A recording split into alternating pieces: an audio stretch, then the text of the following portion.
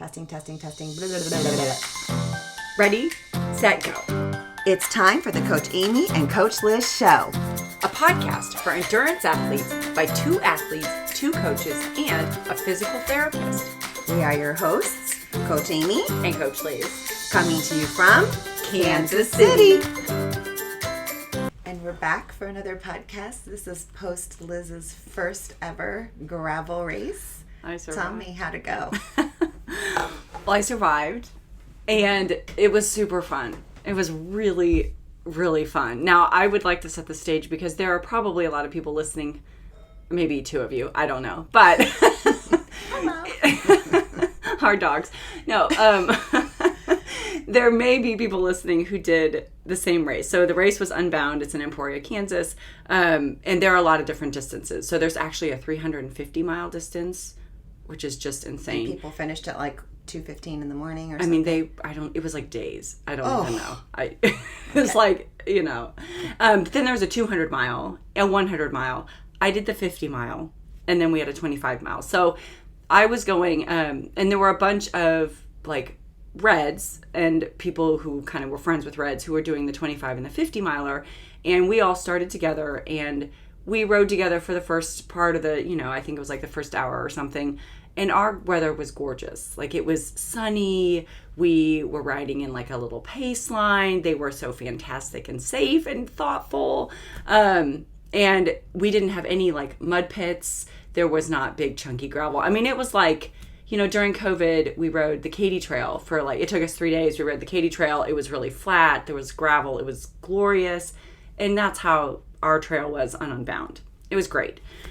However, I would like to just address the fact that for the people doing the 100, 200, and 350 miles, it was like nothing like that. They had 5 miles where they had to walk their bikes. I saw pictures of this. Through like mud, like a mud stew. Carrying for 5 miles. Carrying their bike. Yes. Up the hill. That's the one I saw. The I picture. mean, right. They had That's hail. insane. Like, I got some of the videos from some of the gals out there with like the wind and the rain and the hail, and then some of the aid stations ran out of water. So, which I say because my day was so great and I'm so thankful, and it was really fun. That sounds like it was a completely different race. It was a completely different race. And I don't really know that it would have been like super amazing if I had had that other weather and mud pits. But, okay, so, I mean, I feel like there's some people,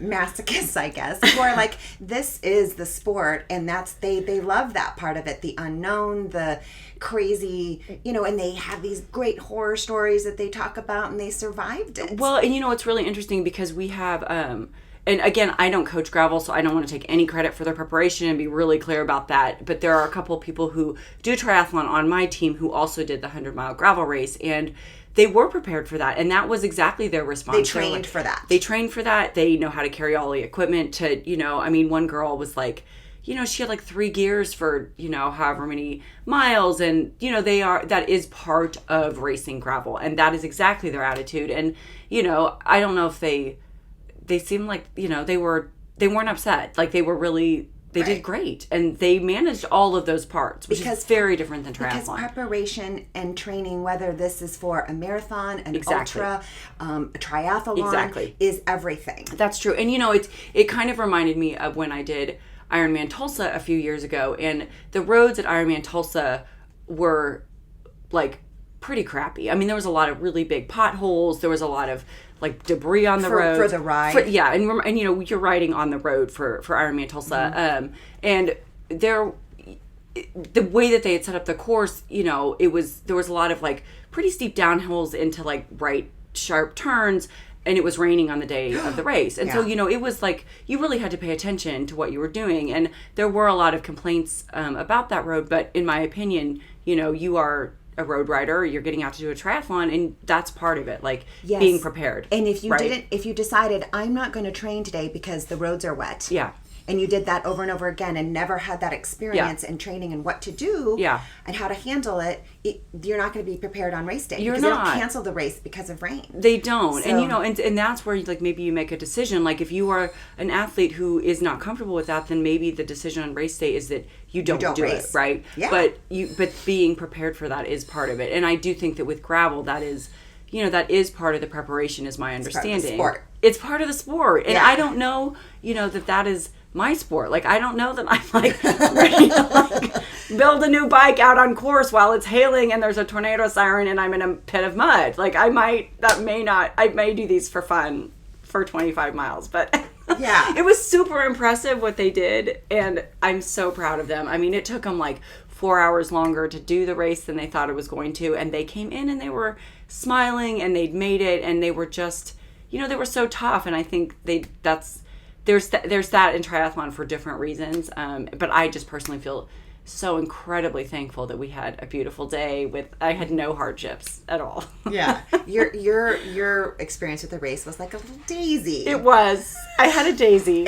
A daisy of a day, my friends. So let's talk for a second about, it's one thing to be prepared. Yeah. And it's another thing to recognize, despite being prepared, that your body is undergoing some warning signs that it is not accepting the day.